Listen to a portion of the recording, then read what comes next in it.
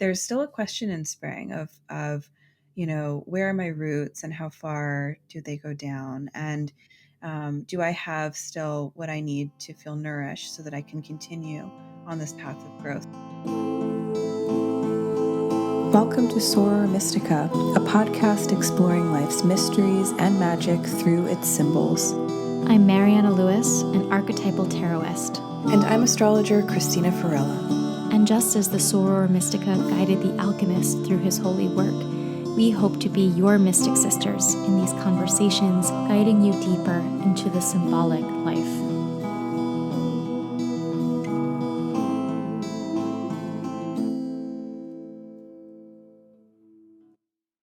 Eclipse season is right around the corner. Eclipses are known to us as amazing, powerful, transformative astrological events, but also events that can be a little bit overwhelming. If you are looking for a grounding, supportive place to tune in with eclipse energies, I would love to invite you to an eclipse season seminar and ritual co-hosted by me, Christina Farella, and my friend and fellow astrologer, Alyssa Citarella.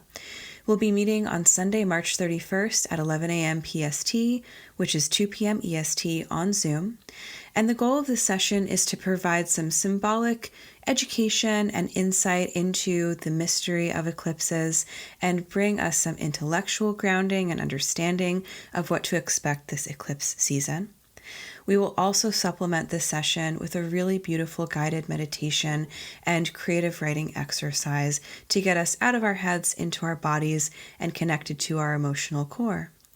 If you'd like to join, you can find all of the information in the link in our show notes, and this event is available for sliding scale registration from $10 to $20 to $30 for admission. So I would love to see you there, and hopefully we can connect to bring illumination and grounding to us this eclipse season.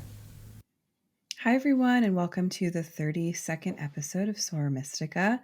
We are here today to talk to you about the symbol of spring. It is the day after the Vernal Equinox, and so astrologically, we are right on time. And we're excited to kind of explore the meaning of this time of year, which is all about a kind of balance between light and dark, and then a kind of subsequent move towards the growing of the light and what that means for us all here on planet Earth in the Northern Hemisphere. So that is cool. Before we jump in, I want to let everybody know that I'm going to be teaching for the very first time. I'm very excited about this, an astrology for beginners class. I have taught many astrology classes over the years, a lot of them kind of semi-intermediate, and a lot of them having this overt kind of skew towards the mythic and bringing in story and bringing in symbols. And I love teaching that, and I will continue to do so. But I've never just had a foundational class for people who are very curious about all things astrological and really get inspired by astrology, but feel very daunted by just holding all of the information in their head. What does Saturn mean? What the heck is the North Node? What goes on in the houses of the chart? How do I read it? And so this class is going to be a swift but comprehensive 4-week exploration of the building blocks of the chart, starting with the planets and their meanings as parts of your psyche, the signs and the story that unfolds from the 12 signs of the zodiac and how they influence the planets, the houses and what goes on in them and how to remember what all the houses mean. And then the last class will be kind of like a catch-all. We'll do aspect work, which is usually the trickiest part of astrology education, learning what the little lines in the center of the wheel mean and how to interpret them. And then North Node, Chiron, and the part of fortune will get bundled into that lesson as well. So it's going to be beginning April 14th. It's 4 Sundays. So April 14th, 21st, 28th, and May 5th.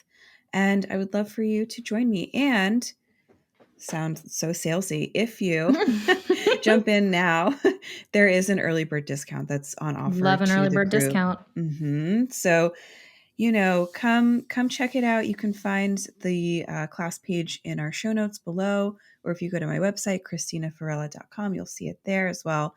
but the early bird offer runs through April 3rd. So it's up there for a couple of weeks. And then after that, the price will be increasing. So I would love to see you there and really be the one who acts as the astrology gateway drug for you and lets the terms of this tool be defined kind of once and for all so that you can actually continue on this path of learning and feel really resourced and really clear.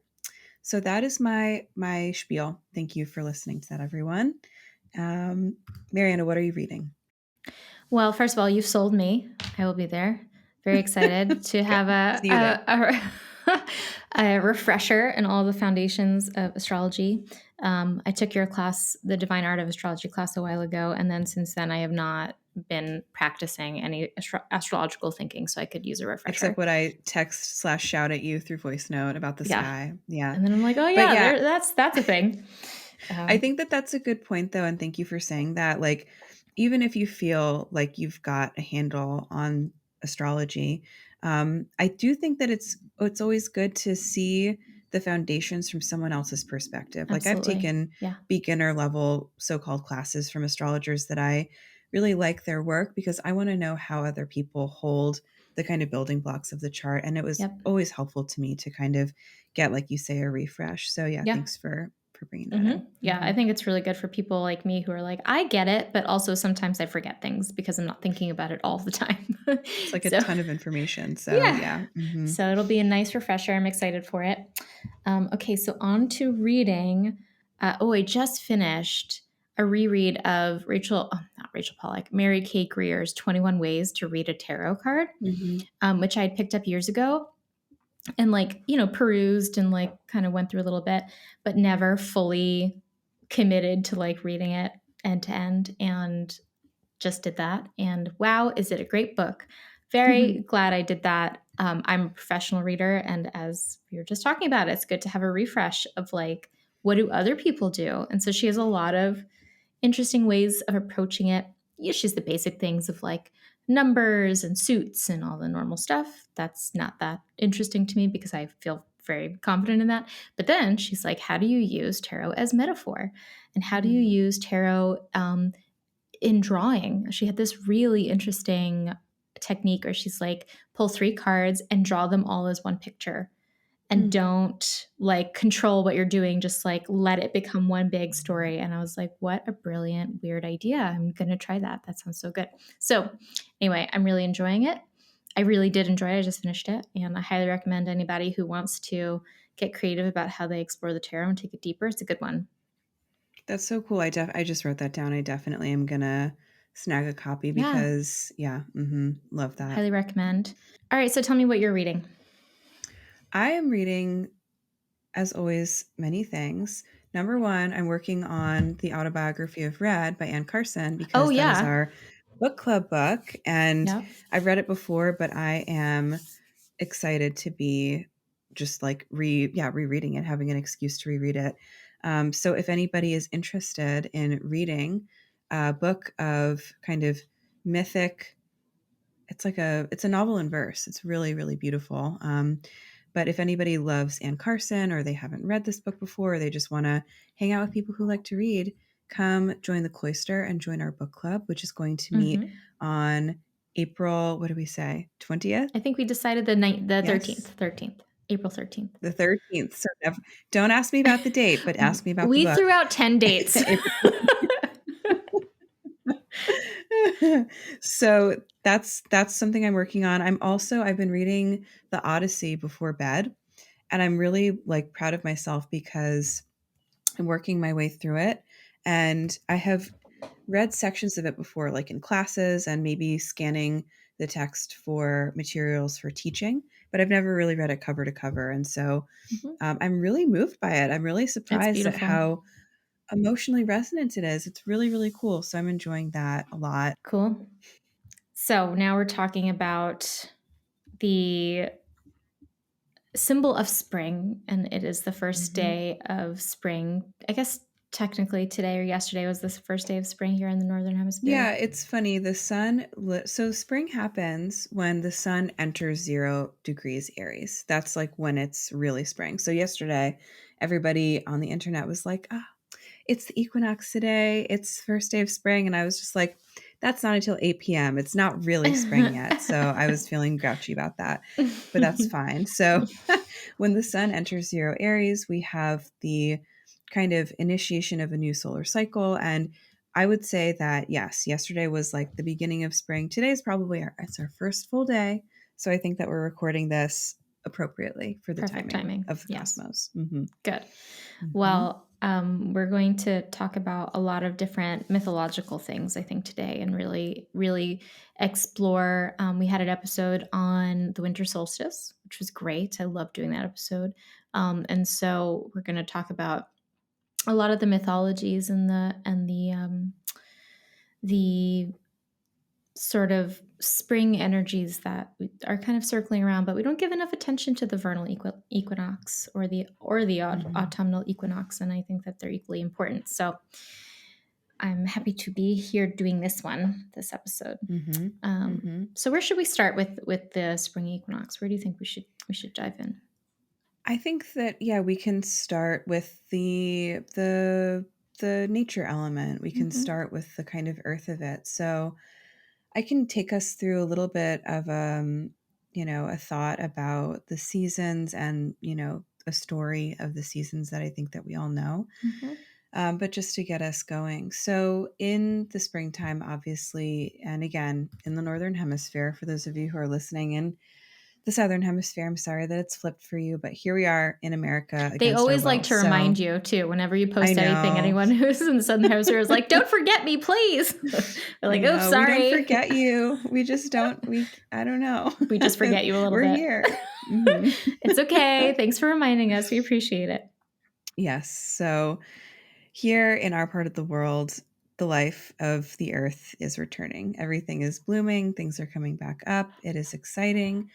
I think that the most famous story of the seasons that we have, at least from a Greco-Roman perspective, is got to be the Persephone myth, Yeah. which a lot of people really gravitate towards for so many good reasons. It's psychologically compelling. I think that if you look at it from the Jungian standpoint, it absolutely has to be a kind of analogy of like individuation, of initiation through shadow and separation from the mother and, finding oneself in the dark and all of these really important things. But on a sort of more agricultural level, there are many myths of descent and return that correspond with the seasons in the mythic landscape. Yeah. And Persephone and Demeter were harvest goddesses. Ceres, or Demeter, Persephone's mother, was the goddess of the grain, and she was in charge of the abundance of the earth that people could grow and eat and nourish themselves with and like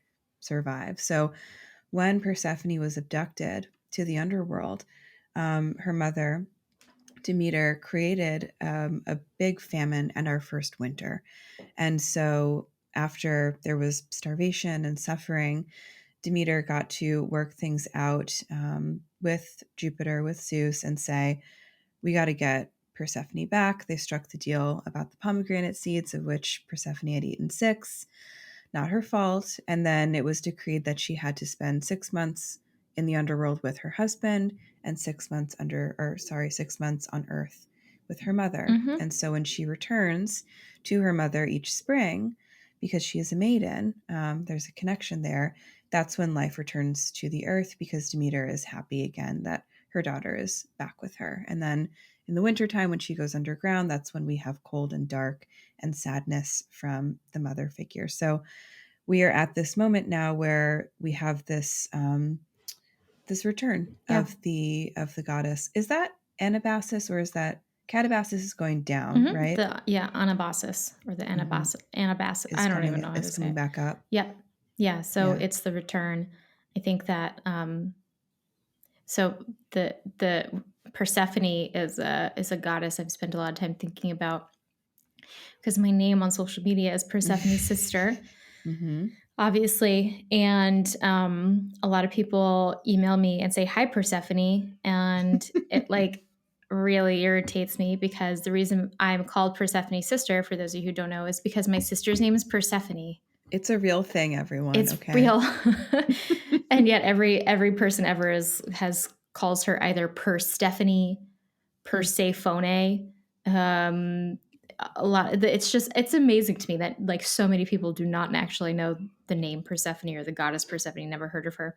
Um, did you know that the reason my mom named her Persephone was because she was born in March, just very, very close. She was supposed to be born on the vernal equinox or very close to it, but then she ended up coming a little early. She's a She's a Pisces. Pisces. And so that's why my mom decided to name her that. So Mm. she is the goddess of spring herself. And so the idea of the return is so important because when we think about spring, there is a point in winter where we get hopeless. We're in the despair. I certainly remember thinking this literally as a kid, being like, I don't know if we're ever leaving this. Actually, I think that the world is broken now, and I don't know if we're getting out. It's really cold. It's not changing. But it always does. It always comes back no matter what. And Mhm. so, this idea of the return of renewal and remembering that, always having faith in that, the return of the renewal. And so that myth of Persephone is very much this reminder in many ways that we do have to split our time between the shadow and the light, but we always come back to the light. We always rise up again. And Mhm. spring always does return. Yeah. So I think that that's a beautiful place to start with our lovely Yeah. Persephone. It's great. Yeah, you reminded me of like, winter being the melancholic Saturnian sort Mm-hmm. of quality. And then it also reminded me of just like a tiny line in Shakespeare's Winter's Tale where Mm-hmm. people are like gathering around a fire to hear a fairy tale because it is winter and there's nothing else to do. And one of the little boy characters just says, like, come close to the fire. A sad tale's best for winter. Mm-hmm. And I always love that. I'm like, it's true. It's It good. is It's true.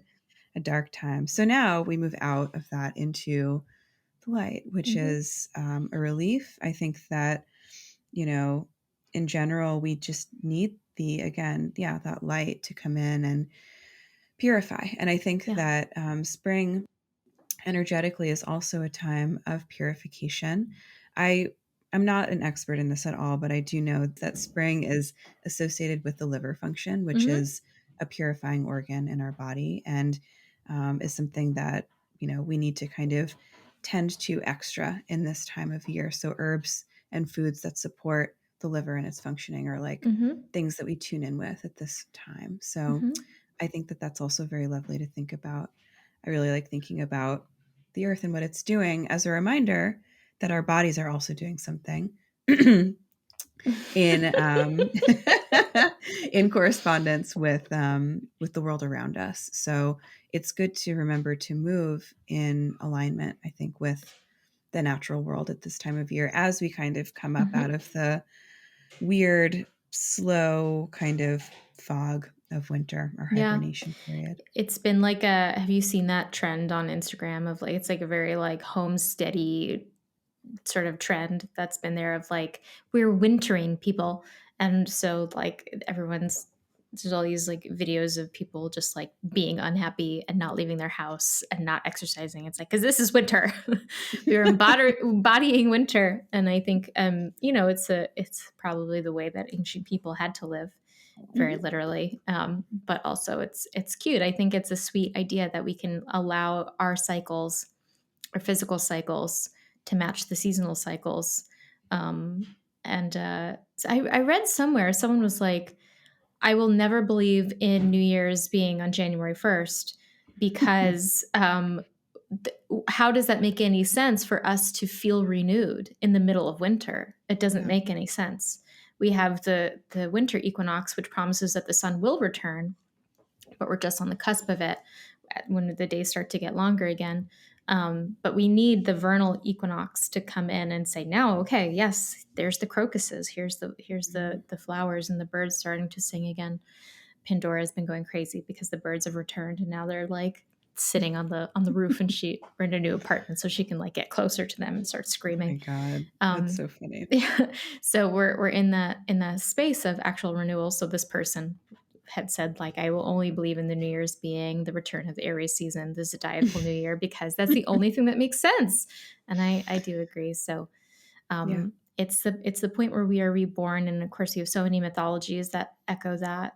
Christ's mythology being the most obvious one in which he's resurrected. And we have an episode on the symbol of resurrection. If you haven't listened to that one, that's one that people have not as it's not one of our top listened to episodes, but I think you should listen to it because it's actually one of my favorites. So Mhm. that's my propaganda for that. But I think that the idea of resurrection, the rebirth, is what spring is really about because the seeds have been dormant. We have been Mhm. dormant, and we get to rise again and go at this thing of living over. And so we have the idea of Christ's rebirth, basically, in that vernal equinox, and that it's Passover season. But all these things, there's no accident that they all fall in the same window of time. Yeah. So yeah, we're here. Yeah, it's an expression of the fact that our oldest stories are earth-based Yeah. stories, and a lot of the myths that we have are not just fancy sort of like fairy tale narratives about gods and goddesses doing wild things, but a lot of the stories were explanatory Hmm. and kind of trying to make sense of the world around us. And so we want to make meaning along with the seasons. And so it makes sense to have your gods be resurrected when the spring Yeah. returns. And so, yeah, I think that what's interesting about the that resurrection idea and Aries season is that in the sign Aries, the sun finds its exaltation. Hmm. And the idea of exaltation, obviously about being like on high. It's Yeah. special. It's kind of royal and sovereign. And the sun is always a symbol of sovereignty. Anyway, it's never not sovereign. It's the sun. But there are certain parts of the sky that really enjoy, or that the sun really enjoys to be in. Yeah. And so in the kind of Piscean waters that the sun has just swum through, where there's just murkiness and I would say a lot of fog and a lot of lack of clarity. When we have the sun enter Aries, that fog is burned away. And when the sun gets to about the middle point of Aries, at about 19 degrees of Aries, we're in the sun's degree of exaltation and it's a Mm. special time. So I'm curious, like, just to see now, I don't know the answer to this question of like what exact holidays wind up falling Mm. around, like what resurrection holidays wind up falling around the 19 Aries mark of the year, because I would assume that there would be at least a Hmm. couple holidays that correspond to that. I think that that's exactly right. It's always around that time. That makes a lot of sense to me. And I think that it's interesting in the tarot, the Aries, the ram, which is the Mhm. symbol of Aries, we see in the Emperor card, and is something that we associate the emperor with Aries. And it's interesting to me. I've always kind of hated that. I've understood it. I do Mhm. get it because Aries it's a cardinal sign. It's very forward. It's very it's about the impulse and the fire and the mastery of things. In many ways, I feel that the emperor is about control. And I think that we can see something beautiful in this kind of marriage of the empress and the emperor kind of happening, of that empress creating the new life and the emperor saying, yeah, no, let's own this and control this, not in a negative way, but in a supportive way. Like, how do we Mhm. allow ourselves to rebuild and gain sovereignty again over our Mhm. life and over the world? So I think that in that way it makes sense to me, although I want something softer for our early spring I sensibilities. But know. Yeah, it's such a tender time. Like all of the plants are in their sort of like tiny phase and everything is very delicate. And if a frost comes, plants can get, you know, mhm, whatever, knocked back and stuff like that. And so, yeah, the Aries Emperor connection has always been curious to me. And again, like I get it. I understand that in that control, the Emperor is like pushing things forward. But Aries itself is a cardinal sign, and cardinal signs initiate. And mhm, so I think that I don't necessarily think of the Emperor as an initiator, mhm, but maybe he is a kind of initiator into some sort of sense of sovereignty, or, because of his like fourness, right? He's the fourth major mhm, arcana. I mhm. think that I see him as very rooted, and I see cardinal signs not as rooted. I see them as kind of more akin to like the three energy. Yeah, It's just like dynamic. it's more dynamic, way more dynamic. Yeah. Mhm. Hmm. Yeah, I mean, I think that all the tarot associations with astrology are all, it doesn't line up neatly. And there's a lot of different systems because none of it's quite perfect. Hmm. Like for example, the Hierophant in Taurus to me is just one of those things where I'm like, I don't see it. I just don't. The only Taurus, way it makes sense to me is like orthodoxy and yeah, Taurus really liking structure and the way mm-hmm, things are and yeah. kind of like, yeah. But it Hmm. also is such a feminine sign, right? It's Hmm. like there's Yeah. so much like earthiness about it that feels not Hierophanty at all. But I Yeah. think that it's a lesson that I've had to learn over and over again, and I hope people can take. And even just listening to this podcast, is that the world is full of ways of explaining things, and not everything lines up perfectly because there is no one answer to any symbol that we have. It has Hmm. multiplicity. So the tarot offers one way of thinking about stuff, and astrology offers another, and it's not going to line up neatly and perfectly. That being Hmm. said, I do think that there's something Martian about the Emperor, and there's something Martian Hmm. about Aries, obviously. So Hmm. there is Yep. that Ruled tie by over too. Mars. Yeah. Hmm. Yeah. I think that the ram is a really interesting like image for us to sort of linger on for a little bit Hmm. longer because Um, it comes up in the myths as a symbol of, yes, spring and innocence. It's kind of that, right? It has that sort of, again, like, what is I always conflate like rams and lambs, but I do Hmm. consider them to be, yes, this sort of They're similar. tender energy.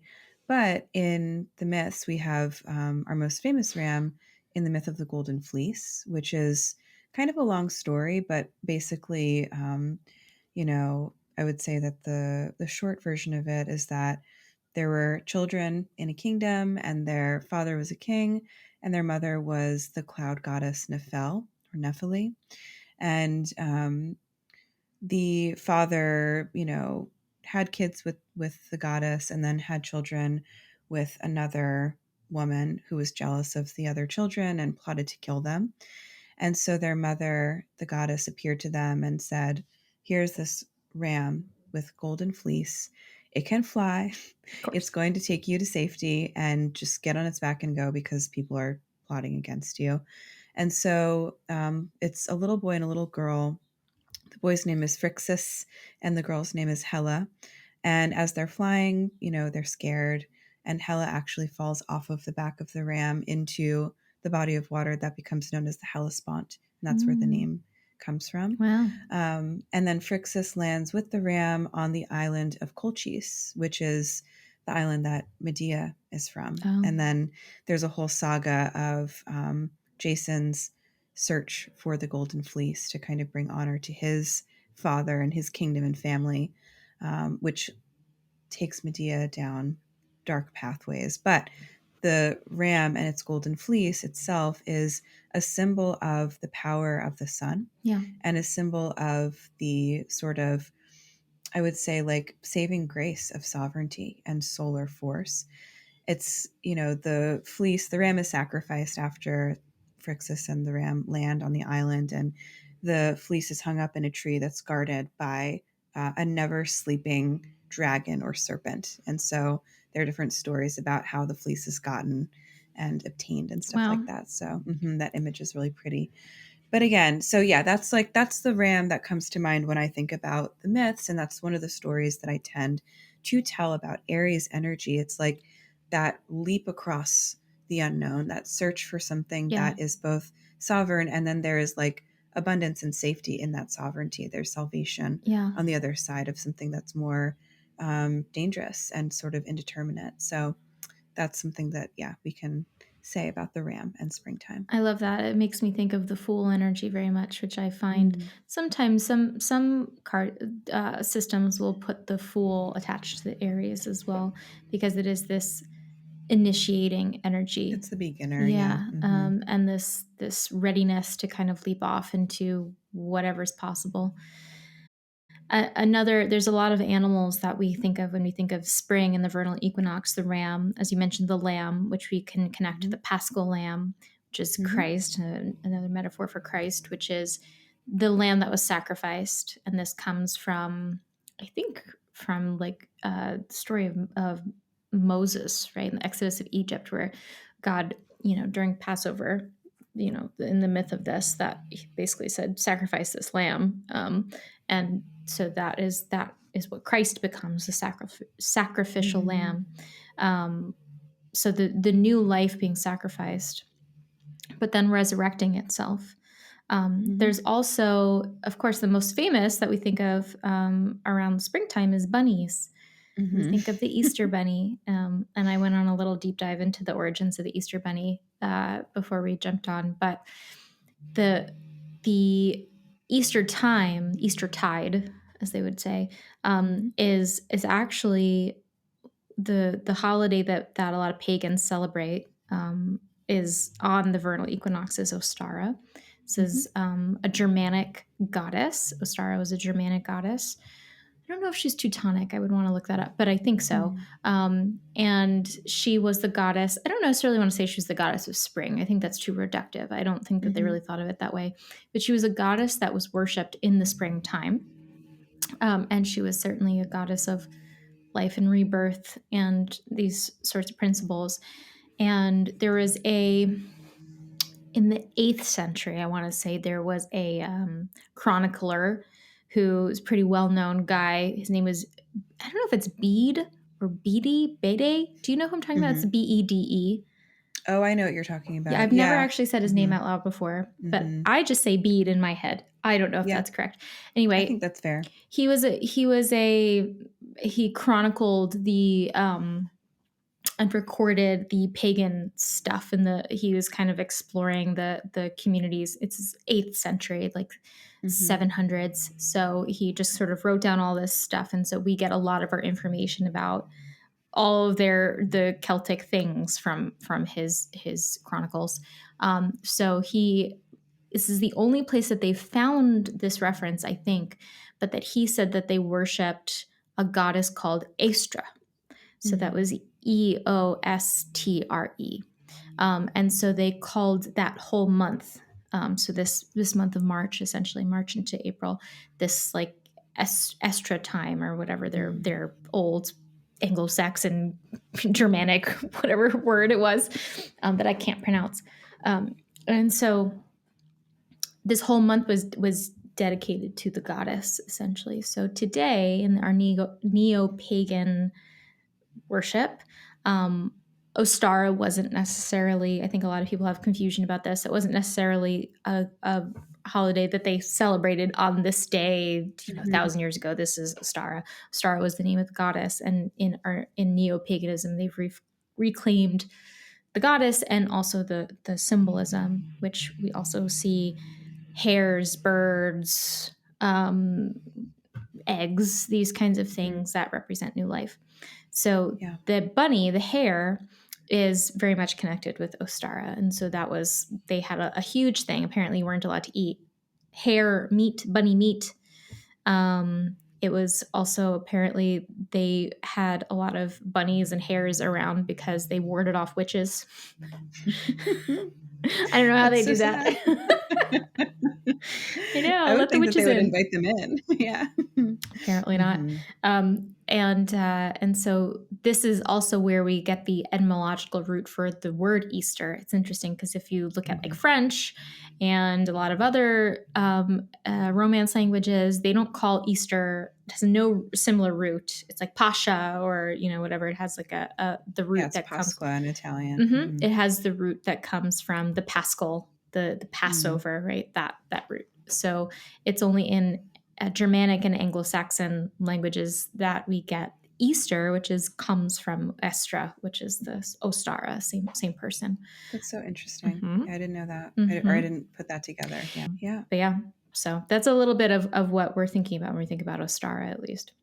Yeah, I think that that's also interesting. And, bringing a goddess in and then bringing these symbols of fertility and, Mm-hmm. the egg reference too is really, really interesting. And I feel like we should just have an egg episode We at need to some have an egg point. That would be episode. really good. But when I think too of spring and I think of the feminine and I think of that fertility question, I think of like dampness and moisture Mm-hmm. and the wetness of the earth. And as you were talking, which is so much associated with the feminine in terms of like temperamental or just like the elemental dispositions of Venus and the moon. We know that they're both damp planets, for example. Mm-hmm. But I was thinking as you were talking about Easter, when I was a kid, I always really didn't like this holiday, mostly because I did not like my Easter clothes that I had to wear because it was always like pastelly and I didn't like that. And also, whenever we would do like a family picture on Easter, and I would just always be so vividly aware of like my shoes sinking into the wet grass, like on the Oh, church lawn or in our backyard or something. And it was so stressful to me. oh And my goodness. so, but I think of, I think of that. So I don't know if you have an opinion on like Easter For outfits, for but anybody mhm. who's not watching this podcast right now, which you can on You're YouTube, by the wearing way, Easter Christina's, colors. I am in lavender today for absolutely no reason, and I don't Christina's in own any black. lavender clothes, I okay?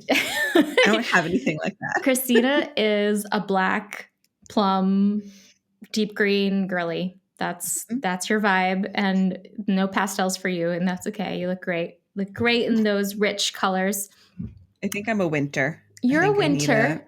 a jewel tone or a black or a white. I agree. Someone on one of my YouTube videos, I was wearing this like neon yellow shirt, which I have no idea. Most of my clothes are white, beige, or black. I am a very kind of neutral. I have a couple things like this one that's like lavender and a real color.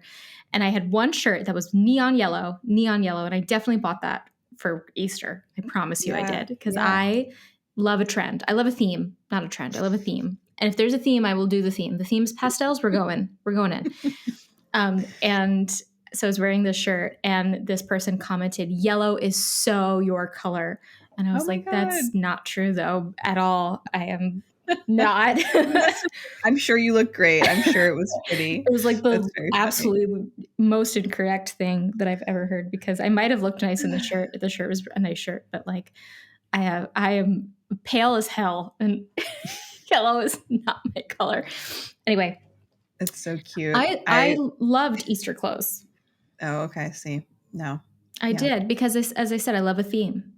If Hmm. we're cosplaying Easter, I will go for it. You, I'm so amazed at that. And it's just something that we don't share. And I think it's cute though. Yes, or the other day, because obviously the person who would be dressing me in these clothes that I'm complaining about would be my mom, and Mm-hmm. so she was trying to keep me on theme. So I know that was her job, and she texted me pictures of her dogs the other day. She has like little miniature schnauzers, and they're Mm-hmm. very cute. And she always has like a vest on them as their like little harness leash thing, and they have purple vests on now. And I was like, "Oh, new jackets for the dogs." And she said, "Yes, Lenten purple." And I was like, "That Lenten is." purple. If that's It not the was. most New York, Italian, I know. Catholic, Irish It was thing I've so ever heard. cute. It was so cute. I was like, "Yes, that is correct." I just wanted to like frame that exchange and be like, "This is it." Lenten It was really funny. purple. That's so cute. But I think I started this because I was talking about like the dampness of things and Dampness. my feet And on your the feet ground. getting sunk Mhm. into the damp earth. Yeah, Mhm. it's always amazing that Easter is either raining. In my whole life, it's either been raining or Yes, so damp. it's terrible weather. It's so Always. yucky. So I think too, thinking about our listeners and trying to like offer something real and not just be like, Talk when I about was a Easter kid, eggs. I hated purple.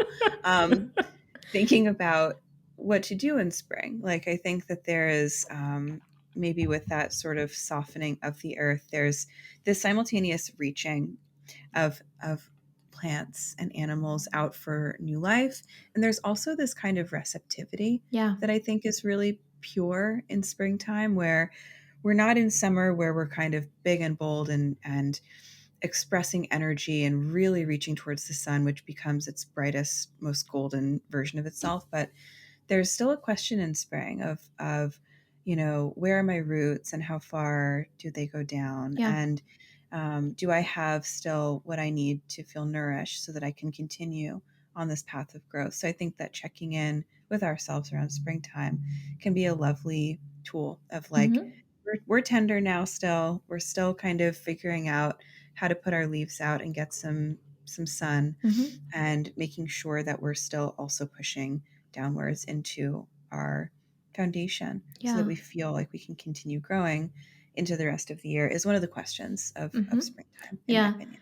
I think it might be a really beautiful practice to actually take this opportunity to make it a sort of new year for yourself, right? And to Hmm. say, I don't believe in resolutions in general, but to this might be the time to say, what do I really want to Hmm. build for my life right now, and what do I want to gestate? What new thing do I want to come in? My favorite thing to do in spring, I unfortunately, spring is my favorite season. And I want to say that it's autumn. Unfortunately. Why? I want to say it's autumn because I'm a deep dark Scorpio person and I want it to be No, like, spring is about hope, and we need hope because we're yes, very grumpy people, and yeah, we need to have a little hope. So it's okay. we need the hope. And I think that one of my favorite activities to do is the moment that I feel like it's a little bit warmer, you can smell it, right? You can Mm, smell when spring has arrived. I have a yeah. very, very strong olfactory sense. So I can smell a lot of things, unfortunately. I can smell when people have sneezed in a room, and it's Ew. very off putting, let me tell you. Wow. I have a very strong sense of smell. So when it's springtime, I will just sit by a window and just drink it in for like 20 minutes. And this is my like body signal of like, it is spring. I am here. I am present. And it's almost like I feel like this uh, cellular change almost like in my Hmm. body. It feels like it opens up in some way. It like there is hope. All of a sudden, the things that were so bad 10 minutes ago are like just part of the cycle. So maybe this is a way to celebrate it for yourself. A lot of times with these holidays or these moments, we were like, but what do we do? We want to do magic. We want to do something to practice. We want to ritualize it. Something I read recently was so beautiful. I got this out of 21 Ways to Read a Tarot Card, but Mary Greer got it from, I think, I don't remember what her source was, but someone else, um, that a ritual is a symbol in action. That's what a Love that. ritual is. And they thought, oh gosh, yeah, that's so perfect. And so we can think about the ritual of welcoming spring, whatever our ritual practice is taking the symbol of spring and putting it in action. So, what would it look like for us to think about spring, this sense of new birth, this sense of this kind of pastelized, opening up of lightness and beauty and moistness and I liked that way you described it of the earth loosening, softening, moistening. It made me picture like Persephone being able to like push through the hardened earth Mm, after the frost and emerge. And so we can think of that and think, what is the symbol in it for me at this particular point in my life? What am I opening up to? What am I softening? What am I enriching? And tilling, we can like kind of move the soil around for ourselves and find what is roots here underneath that's been dormant and needs to sprout. um, and we can think of that Aries side of it too. Where do I want to reconnect to my sovereignty as well and charge forward with that as the ram would. mhm. And so we can use these symbols and just I think that the best thing to do for many of us, because it's awkward sometimes, and I talk about this a lot, it's awkward to just see what someone just suggests on Instagram and say that's now what I do. That's like my ritual practice. That's my magic.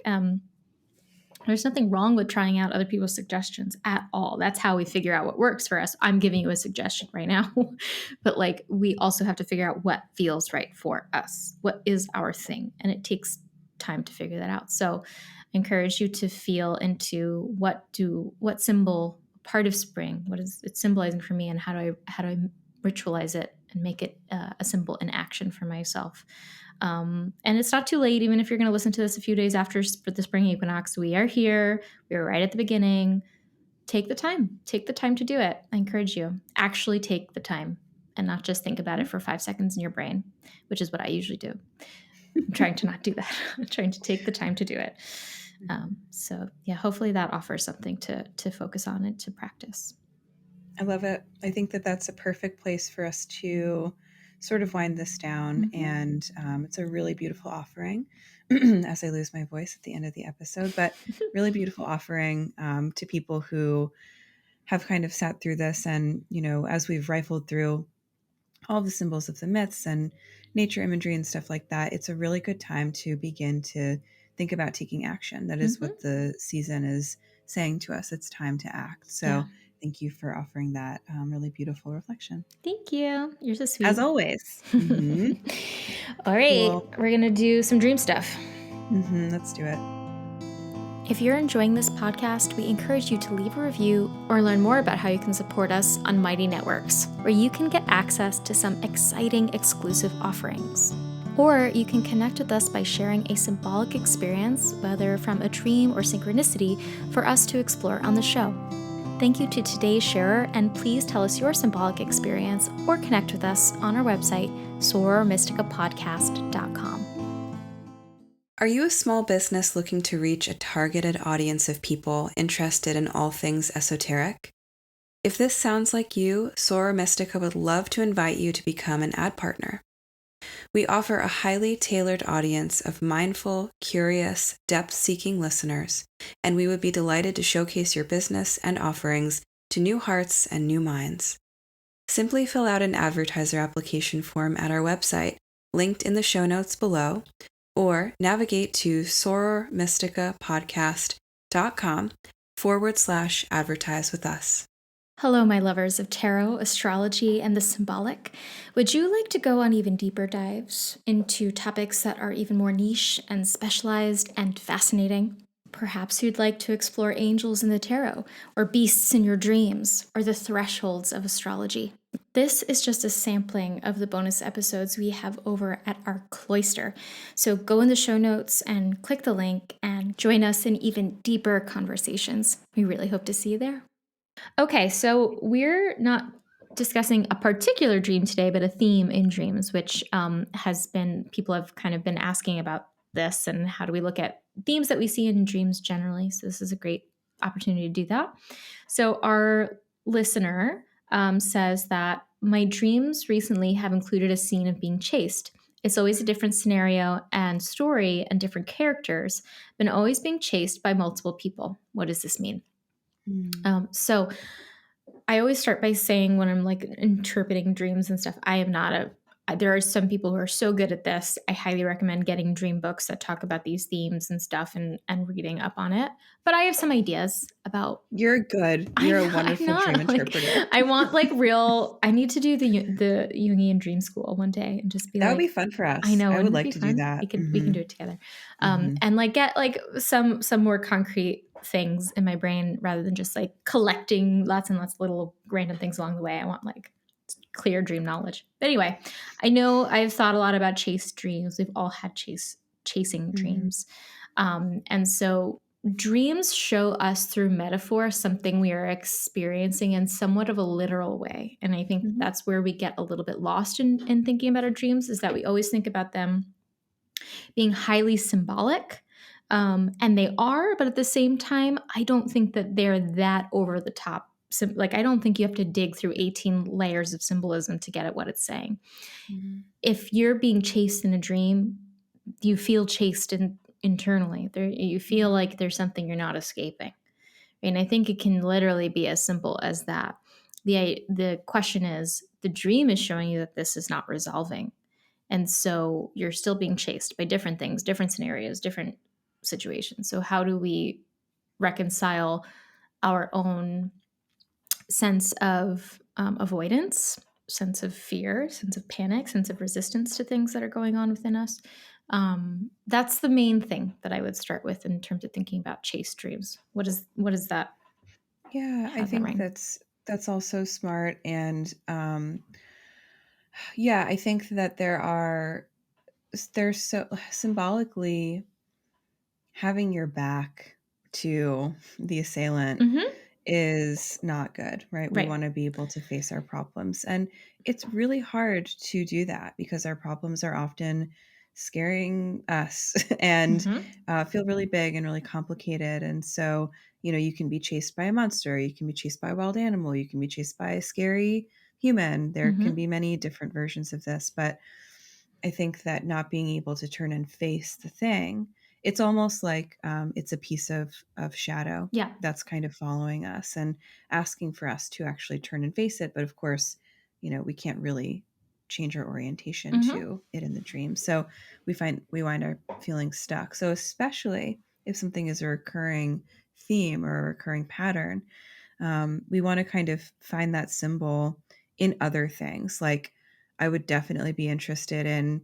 stories about being chased or Mm-hmm. stories of chases in general. Things, it brings like hunting imagery to mind for me for whatever reason, Mm-hmm. or, Mm-hmm. seeing it in cartoons. I'm sure there's like lots of Bugs Bunny cartoons where people are being chased and then something happens. Like, how can you actually show yourself that imagery Right. creatively? And what does that then spark in your own brain as Right. like, oh, this is part of my experience too? That's something that I would advise if Mm-hmm. I was talking to somebody about this. Yeah. Yeah.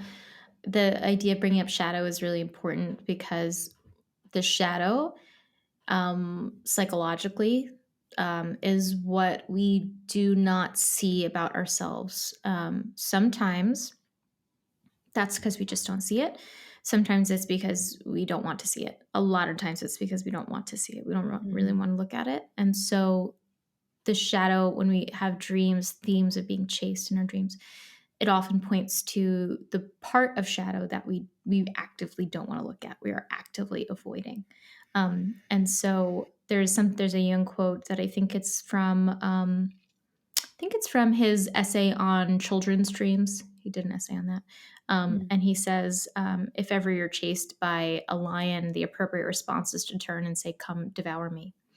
Mm-hmm. And what he means by that is that in trying to escape the beast, the scary thing that's after us, um, we never encounter whatever it's trying to tell us or reveal to us, and so we're constantly locked in the chase, and we don't get out of it.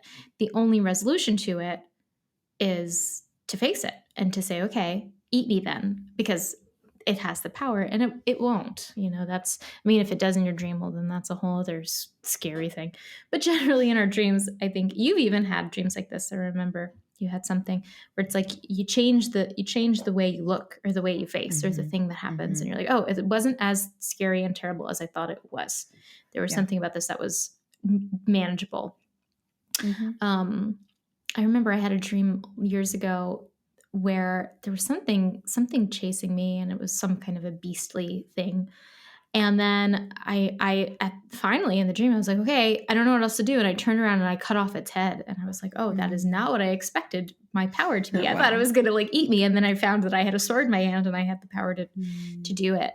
So our dreams will surprise us by showing us the tools we actually have in our possession and show us our Yeah. fortitude to manage facing the thing that we're scared to face. And that is usually what happens in those dreams if we can turn around and look. Yeah, and I think that sometimes we can't, so Mm-hmm. sometimes if we just find ourselves like in my airport dreams, I'm just Yeah. like never going to get on the plane. Yeah. So what I think we One can day you do, will get on that plane in your dreams. It'll happen. And then you'll be like, oh, there it is. once I got on the plane and they were like, "Oh, just kidding, we have to make an emergency landing. We're going back to the airport." And I Your was like, psyche just messes with it's you so bad. It's it's hilarious. so rude. So I think that's a good thing to take into active imagination, this Mhm. idea of being chased, because if you bring that experience or that vision into a kind of more lucid state, then you can experiment with what happens when you turn and face the thing, or if you conjure a weapon, or if you conjure protection.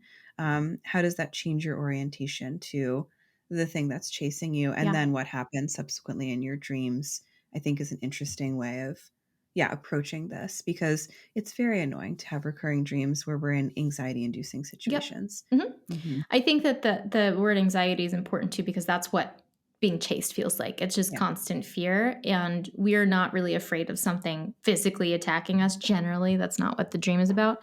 Generally, these dreams are about our actual lived anxieties. We're afraid Mhm. of, in a very like standard straightforward way, it's probably the fear of having to look at the relationship issues you have, the fear of feeling like you're not in the right job, the fear of looking at why you're so mean to your mom.